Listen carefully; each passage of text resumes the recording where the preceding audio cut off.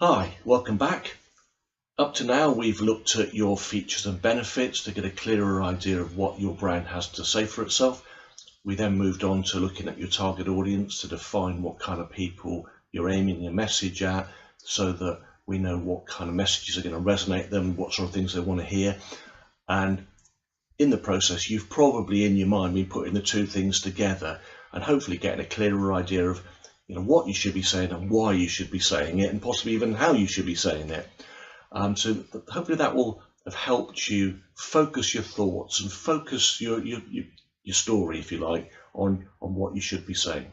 There's one other thing we can do to sharpen the focus even further, and that is to do what's called a competitive analysis. Now, that sounds very technical and complicated, and for a big brand like Coca-Cola or Nike or whatever, yeah, they'll put a huge amount of resources into that and time. You're not going to do that as a small brand, and you don't have to. It's really quite simple. What I'm talking about is looking at your competitors' offering, looking at your offering, and seeing how they're different. And it's important to do that because nobody wants a brand that's me too. Nobody wants a brand that's just the same as everyone else's. The whole point of a brand story is to stand out from the crowd, and you're not going to do that unless you are saying something either that is different or is perceived to be different. So the third thing we're going to do after features and benefits, target audience, is how are you different from your competitors? So at this stage of the project, what I would like you to do is to sit down with a cup of tea, cup of coffee, and write a list, a short list of maybe half a dozen what I would call close competitors. By close, I mean competitors. When someone's looking at your brand and deciding whether to buy or not, they're comparing it against these guys. They're thinking, oh, should I buy this one or that one? So write a short list of those half a dozen competitors that are likely to be on the shopping list, if you like, of your potential customers. And what you're doing as you go through this is to compare what they're doing, what you're doing, to see if there's any differences. Now, let's give you an example of two competitors that you'd be very familiar with. I'm going to do something very difficult here. For a man anyway, I'm going to multitask, but I'm also going to need my glasses. But there's a brand that you're familiar with, I'm sure, Heinz, and they're a close competitor of theirs is, well, certainly in Britain, is called Baxter's. Now, they're very similar. They both do soup, lots of different types of soup. Putting aside the fact that I've got two slightly different flavours here, ignore that. Just how are the brands similar or different? Very similar in that, well, they both do soup. They're in a can. You heat them on a hob, and they've got, well, Heinz say, I don't know if you can see this, 1 of your 5 a day, and it's also got no artificial preservatives or colours. So those are some of the messages that they're putting across in their brand story. So those are sort of points of features, if you like, that they feel are important. But if you look at Baxter's, they're doing something pretty similar actually. They've got the 1 of your 5 a day. We won't be able to see this, but in the tiny print there, they've got no artificial colours, flavours or preservatives. So their offering is really pretty similar.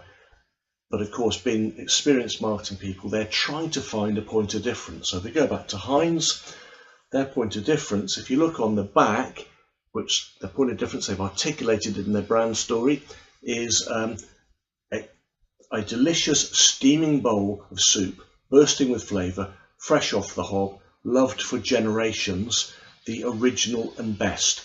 It has to be Heinz. So they're making a play on the original and best, been around for generations. We are the original soup, if you like. And so that is their point of difference that they're choosing to emphasise. Now, Baxter's can't do that because they're not the original, but what they're doing on the back, if you can't really see it there, but they've got a little a quote from Audrey Baxter, who's also very kindly signed the front as well. You can just see there. They're making sort of play on, it's almost homemade. It's not homemade, but they're sort of emphasising the homemade credentials, if you like, of the brand. So the quote from Audrey Baxter is, I use this recipe to lift a dull day! Tender sweet parsnips, onions and mild spices are subtly blended with fresh cream, making this a delicious and uplifting soup. Yours, Audrey Baxter. So there's the point of difference between those two. One's the original and best, the other is more personal and homely and homemade. Okay, let's bring this back to your brand story and ask ourselves, if you were a competitor of Heinz and Baxter's, what would this analysis tell you? Well, it would tell you that there's not much point in you trying to say you're the original, because you're going to lose that one. It's not true, and even if you try to make it true and make it up, no one's going to believe you. The homely, Mrs. Baxter type story, that's probably, she's already doing that, so you don't want to be doing that. So what could you do? Well, go back to your features, go back to your benefits and think, well, I'll tell you what, we do organic and they don't do organic. So bingo, that's what you're going to do. That's what you're going to feature in your story. You're perhaps one of your key points that you're going to dramatize is the fact you're organic, simply because there's a gap in the market as far as your closest competitors are concerned. That's where you want to make your play in organic. Right, let me give you a real example of an actual competitive analysis project I got involved in. I've got a friend called Julian. He runs a campsite nearby, and he wanted a website, and for the website he needed a brand story, so he said, could I get involved? But he also involved a friend of mine called Ryan, who is a marketing consultant and really good at this sort of competitive analysis type stuff. We went through the process of listing the features, listing the benefits, listing the target audience, analysing the target audience, which, as you'd expect, was people who've got tents and caravans who like to go camping. So that's all standard stuff. It got a little bit more tricky though when we got to competitive analysis, because the campsite's in Cheddar, which is, if you ever think about, I wonder where the cheddar cheese originally came from. It comes from the village of Cheddar, and that's where this campsite is.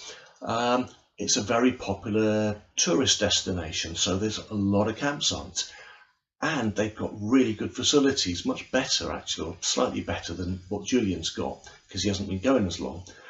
So we're thinking, well, what do we do about this? Well, Ryan looked into it a bit more closely and realised that as well as better facilities, these other campsites had loads of rules. They had, you can't have campfires. You can have a dog, but it's got to be on a lead. You can't sit around the campfire playing the guitar. Your kids can't run around playing football. You can't do this, you can't do that.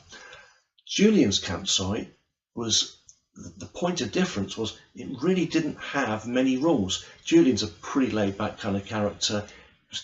He just wants people to have fun. So there's an absence of rules. It's a fun campsite. And not surprisingly, the type of people who were going there were those type of people who don't like rules, people who want to have fun. And so the key point of difference with his campsite is basically freedom. He was offering freedom. That was his point of difference. And so that became the key message in the brand story that featured on the website. And it worked. It really worked big time. I'll cover that in a minute in the next section. But the point is, by working out a clear point of difference that was true, it really worked. Right, let's assume you've reached the point in this process where you've found a point of difference. Great, well done. But let's check that it's a meaningful point of difference. There's no point in having a point of difference that people don't care about. If their response is, so what, do I care? It's not a good point of difference to emphasize. Let's go back to the soup analogy. We talked about Heinz and we talked about Baxter's. Well, let's introduce the third competitor into that. Let's bring along Campbell's. Now, Campbell's might go, oh, our point of difference is, in fact, it's a unique selling proposition. Nobody else can say this, but we have been featured in a very famous series of paintings by the pop artist Andy Warhol. Nobody else has a brand that's managed to do that. That's our point of difference. Great, but the target audience, when they're going down the supermarket aisle or whatever, is that really going to make them want to buy that can of soup? Do they care? I don't think so. Now, the great thing with Julian's point of difference is that he had no rules, or very, very few rules, and he offers freedom. And we arrived at that by looking partly at the target audience and going, this is what they want. And so by putting the two things together, we've got a point of difference that's meaningful to people. And as we'll see in a minute, when you put those two things together, it's really, really powerful.